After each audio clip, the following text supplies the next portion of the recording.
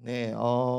보통 고난주간 부활절이 제 경험으로는 보통 4월 달에 많이 있었었는데 올해는 부활절이 3월 말일입니다. 3월 31 일에 저희가 부활절 스케줄이 되어 있고 대개 저희가 지금 읽고 있는 매일 성경 그 스케줄이 대개는 보통 고난 받으신 예수 그리스도 그리고 부활하신 예수 그리스도를 직접적으로 드러내기 위해서 보통은 부활절 스케줄에 맞춰서 복음서 묵상을 이렇게 하도록 하는 것 같아요. 이때는 예수님의 이야기를 우리가 읽어야 되지 않을까. 그래서 지난주에 저희가 신명기를 전체를 다 읽지를 못했고 신명기 중간에서 이제 마가복음으로 잠깐 점프를 하는 이제 그런 스케줄이 되어 있습니다. 그래서 올해는 사복음서 중에 이제 마가복음을 읽는 일정으로 시작을 했고요. 우리가 복음서가 총 4 권이죠. 신약 성경을 딱 펼치면 처음에 나오는 이제 성경이 뭐죠? 왜 이렇게 갑자기 이렇게 네, 첫 번째 나오는 신약 성경의 이름은 어린이 예배에서 하면 이거 굉장히 신나서 할 텐데. 예, 그 신약 성경에 제일 먼저 나오는 복음서 첫 번째 책은 예, 마태복음이죠. 마태복음이고 그리고 그다음이 마가복음, 누가복음, 요한복음 요렇게 인제 순서로 되어 있는데요. 학자들 그리고 이렇게 성경학자들은 대부분 이제 마가복음이 4권 중에는 제일 먼저 쓰였을 것이다라고 이야기합니다. 마태복음이 제일 처음이 아니라 순서상으로는 마가복음이 제일 먼저 쓰였을 것이다. 그래서 어 이 복음서를 우리가 읽어 나갈 때 이제 사복음서가 각각의 특징들이 있는데 제가 경험하기에 이 마가복음은 예수님으로 인해서 일어난 사건들, 엄청난 사건들이 막 일어나는데 마가복음은 그 사건들에 대해서 많은 설명을 하지를 않아요. 설명을 많이 하지를 않고 그냥 툭툭 던져요. 예수님이 뭐 갈릴리로 지나가시다가 이런 일이 있었네. 갑자기 장면 바뀌어 가지고 뭐 여기로 가실 때 누구를 만났네. 그냥 뭐 굉장히 상세하게 또는 이 저자의 생각 또는 묵상 뭐 감동 뭐 이런 거 하나도 없고요. 마가복음은 그냥 툭툭 던집니다. 예수님이 여기 계셨다가 여기로 갔고 그다음에 무슨 일을 하셨고 무슨 말씀을 하셨다. 그러니까 마가복음을 읽다 보면은 술술 읽혀요. 여러분 읽으셨겠지만 마가복음을 읽다 보면 술술 읽히는데 요 속도를 쪼끔 늦춰 가지고 이제 한 에피소드를 가지고 좀 깊이 묵상을 해 보면 사실 엄청난 일들이 막 빵빵 터지고 있는 거거든요. 진짜 엄청난 일들이 막 벌어지고 있는 거거든요.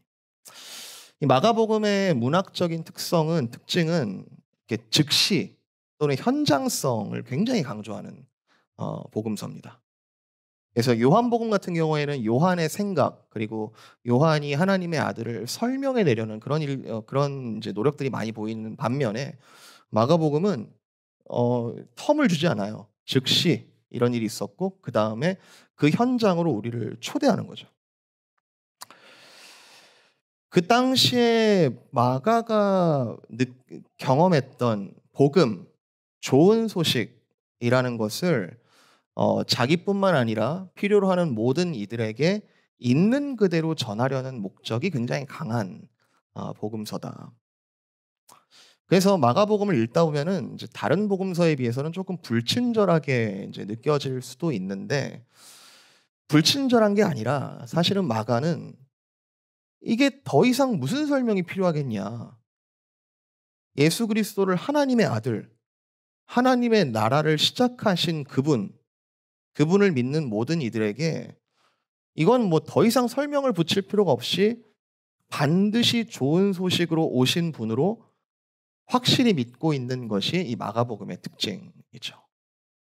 우리를 뭐 설득하려고 한다든가 뭐 우리에게 어떤 어 안 믿어질 것 같은 그런 불안감에 뭔가 설명을 덧붙인다든가 그런 것이 아니라 "이 정도만 설명해도 너무 확실하지 않니?" 라고 우리에게 반문하고 있는 복음서가 바로 마가복음이다. 그래서 마가는 이 한 역사적 인물 예수님이라는 지금으로부터 약 2000년 전에 오신 예수라는 인물에 대한 전기를 쓴 게 아니에요. 때가 참에 역사 속으로 오신 분이시지만 그분은 우리가 마지막에 볼 거예요. 부활하셔서 여전히 지금도 살아계시는 하나님의 아들에 대해서 기록한 거죠. 그냥 어느 한때 있었었더라라고 하는 한 인물에 대한 전기가 아니라 그 당시에 이렇게 하늘로부터 오셔서 이 땅을 통치하시고 이 땅을 다스리시고 사탄의 괴계에 십자가에 달리신 것처럼 보이나 패배하신 것처럼 보였으나 그러나 부활하사 승리하심으로 지금도 여전히 살아계시는 그분에 대한 기록을 지금 남기고 있는 것이 이 마가복음이죠. 마가복음에는 우리가 아주 잘 알고 있는 크리스마스 성탄에 대한 이야기가 아예 생략되어 있습니다. 예수님께서 이 땅에 처녀의 몸 안에 잉태되셔서 이 땅에 성육신하신 그런 사건을 잘 묘사해내는 것도 중요하긴 하지만 마태복음하고 이제 누가복음은 그 예수님의 성탄 이야기를 굉장히 상세하게 기록하고 있거든요. 근데 마가한테 있어서는 예수님에 대한 있는 대로의 모든 자료들을 다 모아서 기록하는 것보다 더 중요한 뭔가가 있었다. 그래서 서서히 그거를 밝혀내는 것보다 지금 처음부터 이 얘기를 하지 않으면 안 될 그 즉시성 또는 현장성이 이 마가복음의 특징으로 드러난다. 그래서 읽다 보면 굉장히 레디컬하고 굉장히 긴급해 보이고 굉장히 중요한 질문들을 우리에게 던지고 있어요. 그리고 마가는 자기 자신이 받아들인 그 복음이 이런 것이라고 있는 그대로 보여주고 있고 이 자신의 기록을 읽는 모든 이들에게 이러한 자신의 경험에 동참하도록 우리를 초대하고 있습니다. 저와 여러분이 오늘 그리고 오늘뿐만 아니라 이번에 마가복음 묵상을 어쨌든 우리가 기쁨의 교회에서는 같이 하게 되는데 지금 마가가 마음이 뭔가 달아올라가지고 독자들을 지금 초대하고 있는 이 생생한 현장에 저와 여러분이 같이 설 수 있었으면 좋겠습니다. 우리가 복음서의 사건들을 읽어나갈 때 뭐 그랬다더라 아주 멀리서 소문을 듣는 그런 게 아니고 요즘에 유튜버가 이렇게 세상 곳곳에 다 퍼져가지고 그 이야기들을 막 생생하게 전해주잖아요.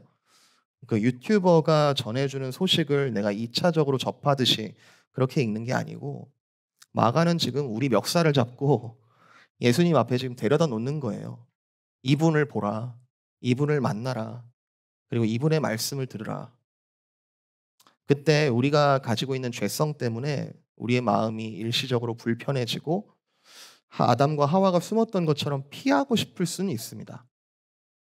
그런데 그게 사실은 우리가 가진 영적 현실을 잘 보여주는 거예요. 그것 때문에 예수님이 오셨고 그런 모든 자유하지 않는 그리고 모든 사실은 불편한 속에 있는데 불편하지 않은 것처럼 살아가고 있는 우리들을 정말로 자유케 하시러 오신 그분의 초대에 우리가 나아갔으면 좋겠어요. 마가는 예수님의 첫 번째 목소리를 이렇게 들려줍니다. 15절. 때가 찼고 하나님의 나라가 가까이 왔으니 회개하고 복음을 믿으라 하시더라. 지금 요 구절이 마가의 아주 특징을 아주 잘 보여주는데 굉장히 명료하면서도 굉장히 단호하게 말하고 있고 그리고 다소 긴급하게 지금 우리에게 전하고 있습니다.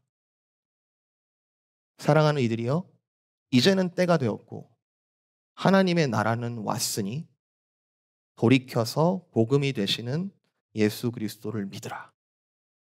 지금 이 15절이 마가복음 전체를 끌어가는 주제 구절이기도 하고 오늘 저와 여러분을 초대하는 그런 구절이라고 저는 생각합니다.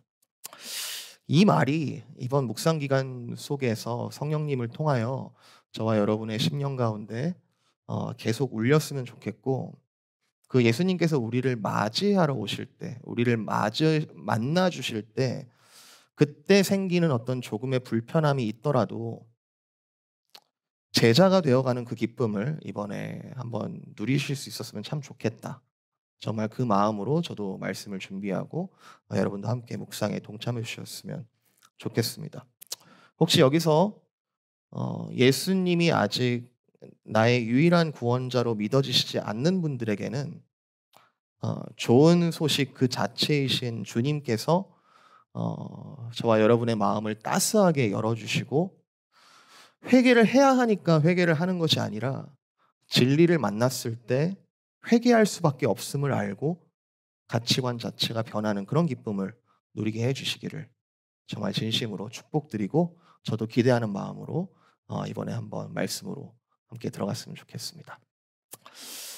자, 오늘 읽은 본문으로 한번 들어가 볼게요. 오늘 제가 3가지 정도의 포인트를 한번 보려고 하는데, 첫 번째 포인트는 14절과 15절에 하나님의 나라가 임했다라는, 이걸 우리가 어떻게 이해해야겠는가?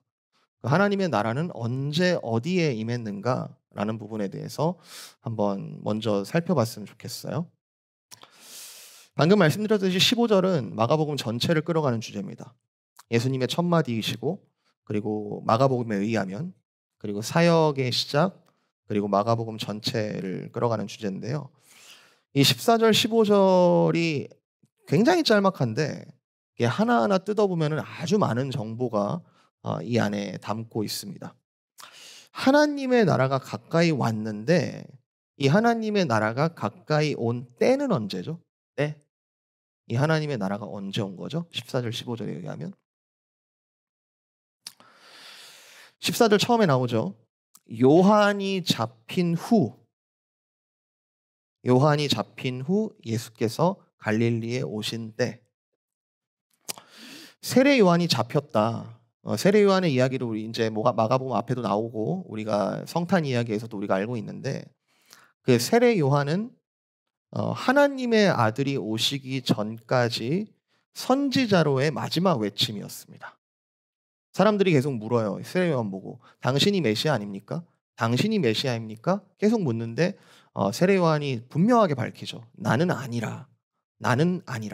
내 뒤에 오실 그분의 신발끈을 내가 매기에도 합당치 않다. 그만큼 정말 메시아께서 오실 것이다. 그렇게 전했던 메시지가 세례 요한의 메시지죠. 그런데 마가복음 14절에 1장 14절에 그 세례 요한이 지금 잡혔다라는 것은 그 세례 요한의 사역이 어느 정도 활활 타오르다가 어느 시점에 이 세례 요한의 사역이 촛불이 꺼졌다는 거죠. 그런데 놀랍게도 마가는 이렇게 기록합니다. 그때 요한의 사역이 종료되었고 예수님께서 복음을 전파하기 시작하셨다.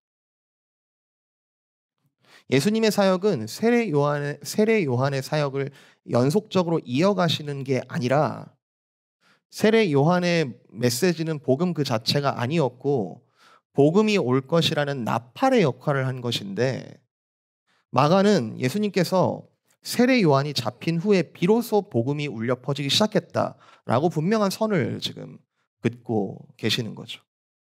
요한까지의 시대와 그리고 예수님의 시대가 서로 구분되고 있습니다. 그리고 어디에서 이 하나님의 나라가 왔는가? 갈릴리라고 하는데, 갈릴리라는 곳은 이스라엘 역사의 메인 무대가 아닙니다. 그러니까 메인이 되는 아주 중심부가 절대 아니에요. 구약 이스라엘의 중심지는 예루살렘이죠.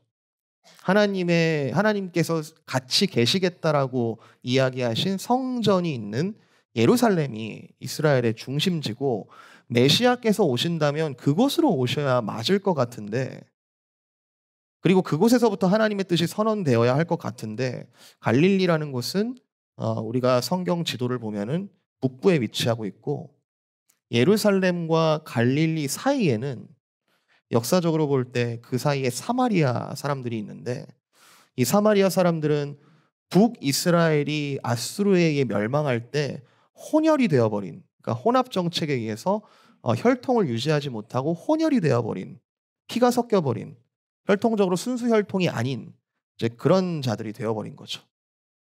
사마리아 엄청 무시당했습니다. 예루살렘 사람들에 의해서, 유대인들에 의해서 엄청 무시당했고, 이 사마리아보다 더 멀리 있는, 성전으로부터 더 멀리 있는 갈릴리는 나중에 율법 학자들이 그렇게 얘기하죠. 갈릴리에서 무슨 선한 것이 나겠느냐? 거기에 뭐 볼 게 있다고? 거기에 하나님 나라가, 거기에 하나님의 복음이, 아이고 웃기지 말라 그래.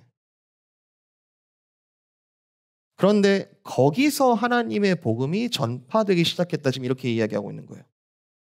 복음이 어디에 임했는가?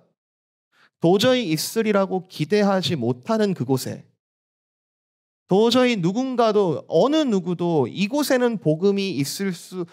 복음이 시작되리라고 기대하지 못했던 그곳에, 그리고 언제 임했는가? 도저히 있을 수 있다고 기대할 수 없었던 그때에 요한이 죽어버렸고 요한이 잡혀버렸고 더 이상 우리는 어디에서 어떤 메시지를 들어야 하는가 혼란스러운 그때에 예수님께서 이렇게 말씀하셨다. 때가 찼고 하나님의 나라가 가까이 왔으니 회개하고 복음을 믿으라. 마가는 여기에 대해서 별 설명을 더 하지 않습니다. 여기에 대해서 더 설명을 하지 않는데, 그런데 마가의 의도는 아주 분명해요. 보여지는 때와 장소에 대한 현실이 그분의 오심으로 인해서, 그분으로 인하여 완전히 바뀌어 버렸다. 새로운 시대가 열렸으니 너희들은 현 시대에서 돌아서서 새 시대를 맞이하라 라고 지금 초청하고 있는 것이죠. 무슬림들이 주장하는 것처럼 예수님은 그 많은 선지자들 중에 또 한 사람이 아니라, 마가는 분명하게 이야기하고 있는 겁니다. 그 시대는 단절되었고 예수 그리스도는 하나님의 아들로서 그 나라를 새롭게 시작한 새 시대를 여신 그분. 그런데 그분은 모든 것이 화려하고 왕궁에 나시는 것이 아니라 가장 볼품없고 가장 사람들이 기대할 수도 없었던 그곳에 하나님의 복음, 하나님의 나라가 임하였다. 그러니 회개하고 복음을 믿으라. 사실 이걸 믿는 게 회개예요. 여러분, 이걸 믿는 게 회개입니다. 두 번째 포인트인데요. 예수님께서 완전히 현실을 바꾸어 놓으셨대요. 예수님께서 때와 시간과 장소를 완전히 바꾸어 놓으신 이 바뀌어버린 현실 앞에 우리에게 요구되어지는 것은 무엇인가? 회개다. 여러분, 회개는 우리가 흔히 편견을 갖고 있듯이 개인적인 죄라든지 그리고 부끄러움에서부터 돌이키는 면도 분명히 포함을 하겠지만, 말씀 속에서 주님께서 우리에게 요구하시는 회개라는 것은 시대적인 의미를 담고 있습니다. 네가 어떠한 삶을 살았든 간에, 어떠한 생각으로, 또 어떠한 헛된 기대와 어떠한 헛된 삶을 살았든 간에 예수 그리스도께서 때와 장소를 그리고 새 시대를 여셨으니 너는 이제 이곳으로 오라. 회개하라. 그리스도인들은 예수님의 오심이라는 것에 대해서 시대가 바뀐 것이라고 믿습니다. 그리고 그 안에서 새로운 세대로 살아가는 모든 이들의 공간적인, 시간적인 좌표와 상관없이 예수님께서 시대를 바꾸어 놓으셨기 때문에 우리의 가치관이 뒤집혀졌다라고 말합니다. 내가 한번 믿어봐야지, 내가 한번 예수님이 이런 말이 좀 설득이 되네, 좀 믿겨지네, 한번 따라가 봐야지, 이게 아니라 그리스도인들은 예수님께서 완전히 새로운 시대를 여셨기 때문에 거기에 걸맞는 우리 또한 완전한 가치관의 변화로 나아가는 것만이 당연한 우리의 요구되어지는 반응이라고 믿는 사람들입니다. 내가 지금까지 세상적으로 들어왔던, 물어 여기까지 왔던, 대세에 따르거나 여론이나 시대적인 흐름에 따라서 살아왔던, 분명한 것 같아 보이지만 분명하지 않아 왔던 그 가치관이 어쩌면 지금 아주 심플하게 단호하게 이야기하고 있는 이 마가의 태도가 보여주듯이 단순하면서도 분명하게 바뀌어 버리는 거죠. 좋은 소식이 된 그분을 만나면서 나는 완전히 다른 가치관으로 살아간다. 이것이 회개라고 얘기하고 있는 거죠. 여러분, 아직도 기독교가 또는 교회를 다닌다는 것이 나를 발전시키고 나를 향상시키고 나를 업그레이드하는 도구나 이데올로기나 어떤 가치관, 문화 정도로 이해하는 사람들은 본질적으로 이 예수의 나라의 사람이 아닙니다. 옆에서 구경하는 거예요. 그런 나라가 왔다더라. 그리고 그 사람들은 어떻게 살지? 구경하는 거예요. 마가가 이 글을 기록할 때는 얼추 AD 60년 정도로 봅니다. 그리고 마가는 이 글을 아마도 로마에서 그 당시에 강대국의 절정을 달렸던 그 로마 제국의 가장 중심부에서 마가와 긴밀하게 동역했던 베드로가 표현하기를 바벨론에 있는 교회여라고 말할 수밖에 없었던 그 로마에서 그 로마의 여러 가지 핍박과 그리고 여러 가지 세상의 그 강한 물결들 앞에서 예수님의 이름은 점점 잊혀지는 것 같고 수많은 핍박과 환란 속에서 교회는 쓰러져가는 것처럼 보이지만 마가는 예수님의 말씀을 기억해내어 이렇게 기록하는 겁니다. 그렇게 보일지라도 예수님께서는 새 시대를 여셨고 우리에게는 그를 따라가는 그리고 그에게 맞춰가는 그리고 그분만을 우리가 주인으로 인정하는 새로운 가치관의 시대가 열렸다. 아주 심플하게 얘기하죠. 때가 찼고 하나님의 나라가 가까이 왔으니 이제는 회개하고 복음을 믿으라. 그리스도께서 이 땅에 오심으로써 시대는 바뀌었고 우리는 우리에게 복된 소식으로서 구원을 주신 그분을 회개함으로 새롭게 뒤따르는 제자가 되어 살아가는 사람들이다. 이게 당시 그리스도인들의 자기 정체성이었습니다. 그리고 예수님께서 앞으로 복음서 이 마가복음 내에서 계속 물으실 거예요. 만나는 이들에게 계속 물으실 거예요. 이것을 믿느냐? 바울은 이렇게 얘기합니다. 로마서 1장 16절. 내가 복음을 부끄러워하지 아니하노니 이 복음은 모든 믿는 자에게 구원을 주시는 하나님의 능력이 됨이라. 먼저는 유대인에게요. 그리고 헬라인에게로다. 여기서 헬라인은 그 당시에 유대인을 제외한 모든 이들을 상징적으로 표현합니다. 즉 모든 이들에게 하나님의 나라가 왔으니 그리고 이 복음을 부끄러워할 수 없고 모든 믿는 자에게 구원을 주는 하나님의 능력이 된 현실을 우리가 살고 있다. 이 현실 안에 들어간 사람들은 복음이 부끄러울 수 없다. 왜냐하면 이 복음은 새로운 나라에서 지극히 당연하게 통용되는 통치 원리이기 때문에 바울이 지금 자기 최면을 거는 게 아니에요. 이게 맞다. 이게 맞다.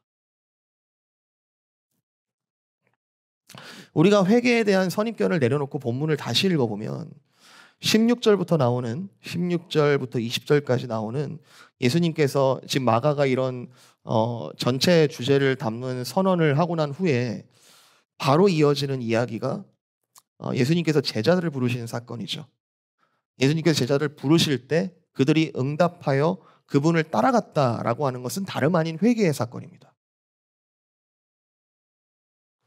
마가에 따르면 물론 내적 갈등이라든지 예수님의 말씀을 듣고 나서 뭐 베드로나 안드레가 느꼈을 것 같은 어떤 내적 갈등이나 이런 걸 역시 적어놓고 있진 않아요.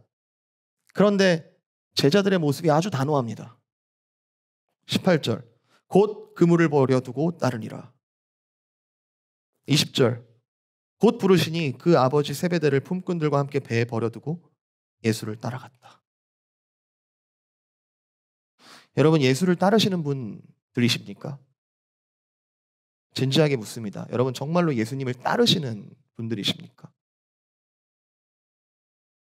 여러분 예수님의 말씀을 자꾸 합리화하지 마세요.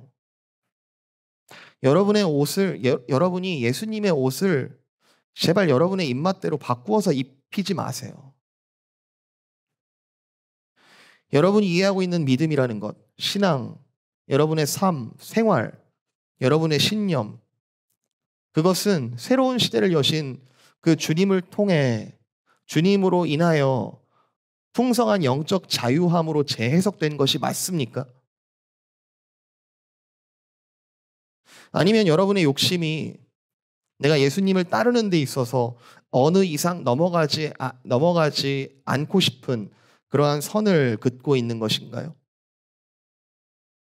그리스도께서 전부를 우리에게 내어주셔서 이 나라를 사셨다라고 이야기합니다.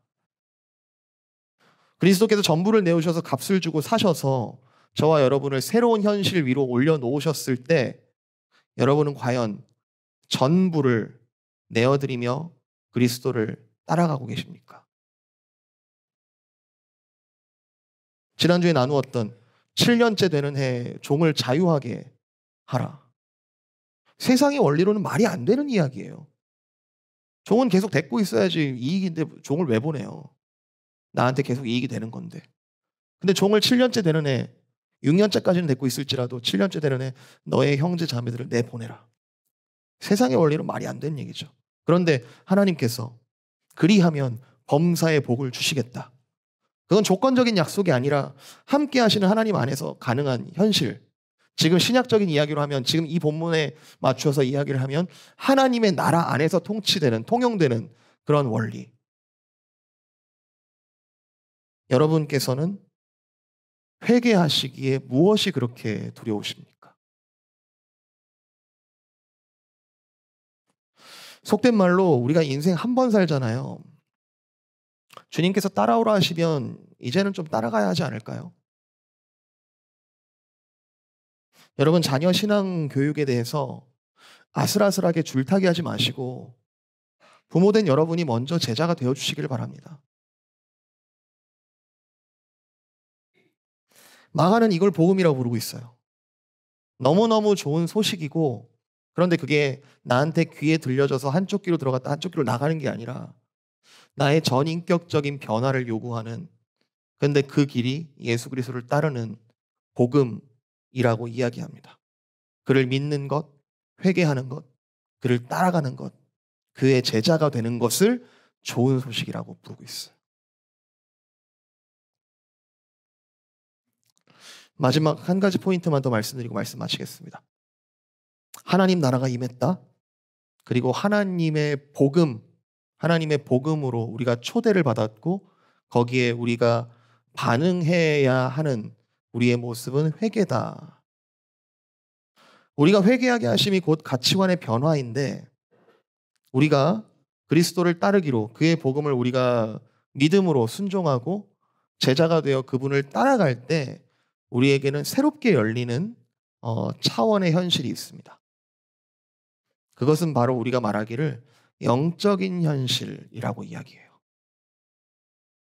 그 전에 내가 세상의 원리로 살았을 때는 보이지 않았던 그 영적인 원리의 현실이, 내가 이제 그리스도를 좋은 소식 앞에서 회개하며 그분을 쫓았을 때 내가 살아가는 모든 것은 영적인 현실, 육적이나 동시에 영적인 현실이라는 것을 보게 되는 눈이 열리게 됩니다.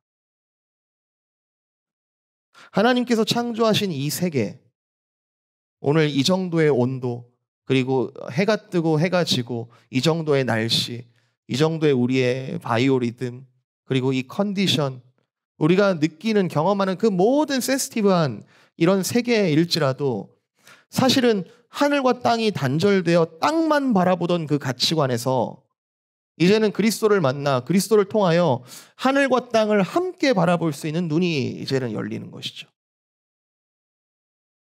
그리고 사실은 이러한 영적인 현실이 우리 눈에 이제 열리게 되는 이런 현상은 그리스도인들에게만 새롭게 열리는 비상한 능력이 아니고, 사실은 원래 그렇게 창조된 이 세계를 있는 그대로 제대로 바라볼 수 있는 눈이 복음을 만나고 회개함으로 이제야 비로소 열리게 되는 것이죠.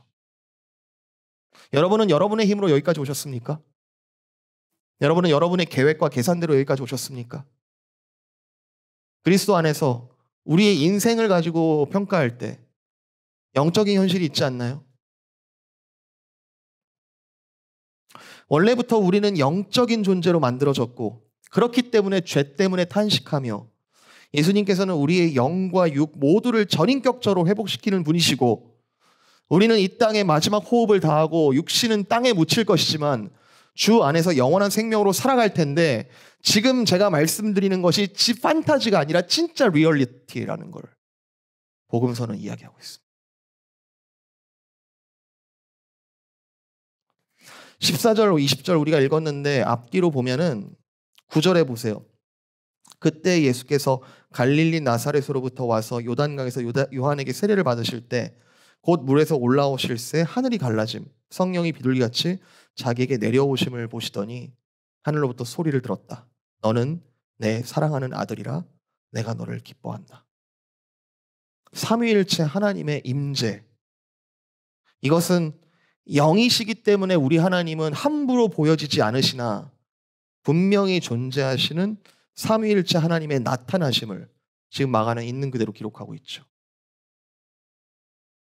12절 보시면 성령이 곧 예수를 광야로 몰아내셨는데 광야에서 사탄에게 시험을 받으셨으나 그러나 천사들이 수종 들고 승리하셨다. 그리고 21절 이후의 이야기들이 사람들을 괴롭히는 주의 백성들을 그 당신의 자녀들을 괴롭히는 더러운 귀신들이 예수님을 만나자 예수님을 보고 벌벌 떨면서 그 앞에 복종하는 이야기들 계속 이어지고 있습니다. 우리가 복음을 제대로 만나 그리고 그분의 제자가 되기로 우리의 헛된 가치관들을 내려놓고 그분의 뒤를 따라갈 때 우리에게 비로소 보여지는 것은 실제 우리가 사실은 실제하고 있는 이 현실을 있는 그대로 영적인 현실을 바라보게 되는 것이죠. 영적인 현실이 믿어지는 사람에게 기도라는 것은 종교적 의식이 절대 아닙니다. 인격적이신 하나님께 아뢰는 실제적인 커뮤니케이션이고 세상을 살아가는 데 있어서 아주 강력한 실제적인 무기라고 믿습니다. 단순히 기도라는 것은 마음을 모으는 게 아니에요. 단순히 기도라는 것은 그냥 내가 미사여구 붙여가지고 그냥 있는 그대로 거룩한 척 보이는 그런 말들이 아니에요. 영적인 현실이 보이는 자들에게는 그 기도는 지금 하나님께서 듣고 계시고 그리고 우리를 위하여 함께 하시는 그 하나님을 실제로 경험하는 현실이죠. 영적인 현실이 믿어지는 사람에게 찬송이라는 것은 음악적인 기술이 아닙니다. 여러분 임종을 앞둔 분들께서 하나님을 찬송하며 그리고 정말로 마지막 호흡을 하나님께서 거두어 가시는 그 현장을 여러분이 직접 본다면 그 찬송은 리얼리티예요. 현실이에요. 하나님께서 그 순간 영광을 받고 계시고 그리고 우리와 함께 하심을 경험하는 리얼리티예요. 게다가 우리가 영적이라고 생각하지 않았던 일상, 우리가 오늘 예배 마치고 함께 교제하면서 여러 가지 나눌 인사들, 그리고 간단한 말 한마디, 우리의 접촉들, 사실은 다 영적인 현실 위에 펼쳐져 있는 것이죠. 부부가 함께 일평생 한 몸과 한 마음으로 살아가는 것이 얼마나 영적인 일입니까? 이혼이라는 거 요즘에 너무 쉽게 하는 것 같아서 참 마음이 찢어집니다. 누군가에게 무심코 던진 위로의 말, 그리고 작은 우리의 정성들, 우리의 지갑을 여는 일, 우리의 사랑을 전달하는 일, 그 모든 것들이 얼마나 영적인 일이며 하나님께서 실제로 사용하시는 일들인가. 우리가 비로소 복음을 있는 그대로 받아들일 때 그때 열리는 현실이죠. 바울이 에베소서 6장에서 전신갑주를 입으라고 말합니다. 전신갑주를 입으라. 제가 기억하기로 작년에 BBS 주제였던 걸로 기억해요. 우리 아이들. Armor of God. 하나님의 전신갑주를 입으라. 그러면서 막 투구도 쓰고 막 칼 들고 막 뭐 이렇게 호심경이라고 해서 이제 가슴 이렇게 보호대 뭐 이런 거 하고 막 허리띠 띠고 막 그랬던 기억나요. 너희는 영적인 현실 속에서 다음과 같이 무기를 갖추어라. 제가 읽어드립니다. 에베소서 6장 10절. 끝으로 너희가 주 안에서와 그의 힘의 능력으로 강건하여지고 마귀의 관계를 능히 대적하기 위하여 하나님의 전신갑주를 입으라.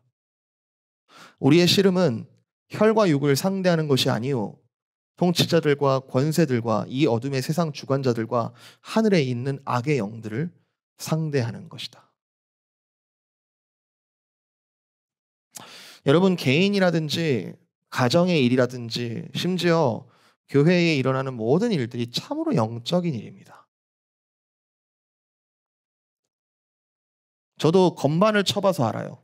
이 건반을 치기 위해서 수많은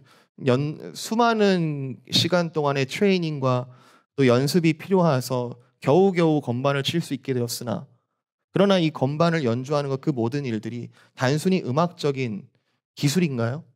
그것으로 하나님께 영광을 돌리고 찬양을 드려질 때 사실 그 모든 일들이 영적인 일이었고 하나님께서 그 시간을 위해서 나를 이렇게 오게 하셨구나. 그리스도께서 하시는 일은 영적으로 파괴되고 사탄의 권세가 주장하고 있는 이 현 세대를 구원하시는 일로 때가 참에 오신 분이시죠. 그리스도인들은 보여지는 것으로만 판단하지 않는 사람들입니다. 소위 내 맘대로 모든 것들을 평가하고 판단하는 사람들이 아닙니다. 우리가 살아가다 보면 참 지리하고 영적이어 보이지 않는 일들 위해서 내가 계속 살아가는 것처럼 보일 때도 있어요. 충분히 이해해요. 그러나 성도는 나의 이 경험과 나의 생각보다도 이 말씀에 의지하여 영원 전부터 영원 끝까지 우리를 끝까지 붙들겠다 말씀하시는 약속 안에서 어떠한 상황을 만나더라도 영적으로 인내할 수 있는 사람, 그리고 인내는 연단을, 연단은 소망을 이룬다. 어떠한 상황 속에서도 소망을 발견하는 사람들이죠. 복음을 만나기 전에는 소망을 발견하기 어렵다라고 표현하는 것도 제가 많이 표현한 거고, 사실은 소망이 없습니다. 마가의 이 단호한 표현에 의하면 그래요. 그런데 복음을 만났을 때, 그리고 그에게 모든 것들을 버려두고 그를 따르기로 우리가 결정했을 때, 비로소 우리는 진짜 현실을 바라보게 되는 것이죠. 무엇보다도 지금 우리가 경배 받으시기에 합당하신, 우리가 하나님께 지금 예배를 드리고 있다라고 하는 이 행위는 우리가 정말로 영적인 현실에 살고 있다는 가장 큰 증거 중에 하나입니다. 여러분의 삶과 주변을 괴롭히는 더러운 귀신의 행태를 여러분 주님께 기도로 고발하십시오. 갈릴리와 같이 아무도 기대나 소망을 갖지 않은 그곳에 모든 믿는 자에게 구원을 주시는 하나님의 능력으로서의 여러분 복음을 여러분 품고 기도해 주십시오. 마가복음에서 계속 볼 거예요. 제자들이 계속 외쳐요. 예수님께. 예수님, 난 못합니다. 난 못합니다. 우리 한번 찾아볼까요? 마가복음 9장. 마가복음 9장.